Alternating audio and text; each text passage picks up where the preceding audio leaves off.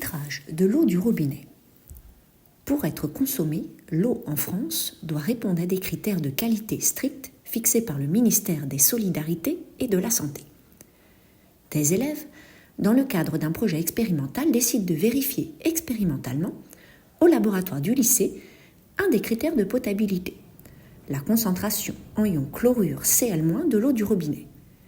Ils réalisent un titrage avec un suivi conductimétrique dont le protocole est le suivant. Volume de prise d'essai 50 ml d'eau du robinet. Ajout de 100 ml d'eau déminéralisée dans le bécher. Solution titrante, solution aqueuse de nitrate d'argent de concentration en quantité de matière égale à 2,5 × 10 puissance - 3 mol par litre. La méthode utilisée permet de titrer les ions chlorure par les ions argent par une réaction support de titrage conduisant à la formation d'un précipité blanc de chlorure d'argent qui noircit à la lumière. L'équation de la réaction est Ag plus aqueux plus Cl- aqueux donne AgCl solide. Il trace par la suite le graphique représentant la conductivité de la solution en fonction du volume versé de nitrate d'argent.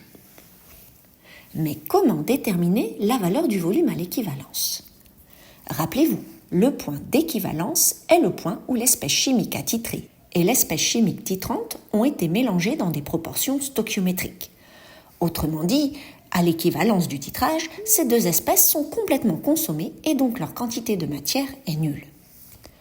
Lors d'un titrage conductimétrique, l'équivalence est repérée par une rupture de pente. On constate que la conductivité diminue, puis augmente dans ce cas présent.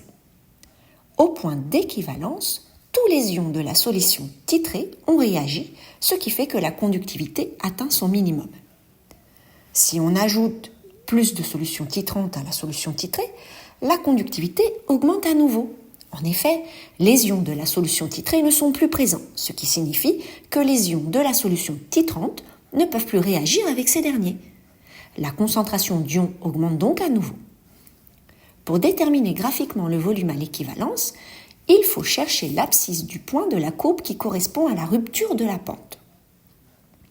Pour déterminer ce volume, il faut tracer les deux portions de droite correspondantes à chaque moment du titrage, avant l'équivalence et après l'équivalence.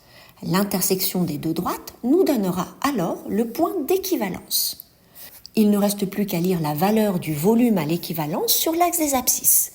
On lit, dans ce cas précis, un peu plus de 12 ml. On peut faire une estimation raisonnable en indiquant que le volume à l'équivalence vaut 12,2 ml.